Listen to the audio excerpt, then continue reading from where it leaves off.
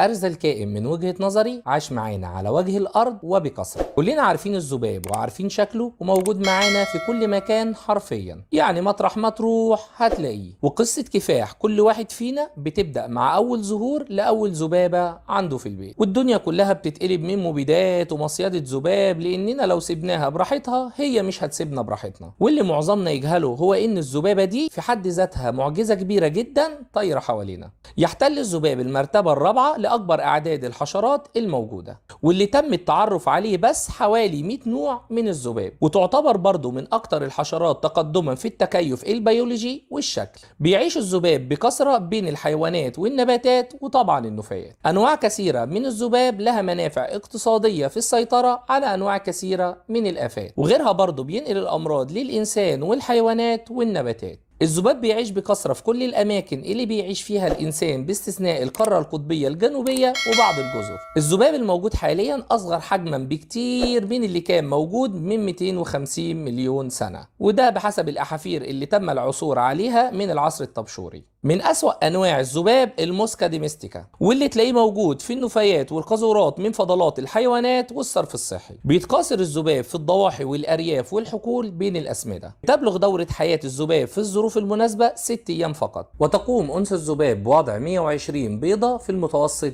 بالمرة الواحدة. وفي إحدى الدراسات اللي اتعملت قال بعض العلماء إن الذباب لو كان يقدر يعيش لمدة 5 شهور كان بلغ عدد الذباب على الأرض 191، وحط جنبها 18 صفر يا معلم، يعني رقم مهول ما يقدرش العقل يستوعبه. يعني بمعنى أوضح بيغطي الذباب كوكب الأرض حرفيا، فنحمد ربنا على نعمة موته خلال 6 أيام. نيجي هنا للمعجزات الموجودة في الذباب كما ذكرت في الأحاديث والقرآن الكريم. ففي صحيح البخاري عن النبي صلى الله عليه وسلم قال: إذا وقع الذباب في شراب أحدكم فليغمسه ثم ينزعه، فإن في أحد جناحيه داء وفي الآخر شفاء. والحاجة اللي توصل لها علماء التشريح هي إن الذباب ما عندهوش معدة من الأساس، وإن أي حاجة بيلتقطها الذباب بتتحول لإفرازات مجهولة وبيتم نقلها للدم مباشرة. فالحاجة اللي تقدر تستفيدها من الفيديو ده بقى يا معلم، إنك لو شفت ذبابة اقتلها برضو، لأنها بصراحة رخمة ولا تطاق. خدوا بالكم من نفسكم. سلام عليكم.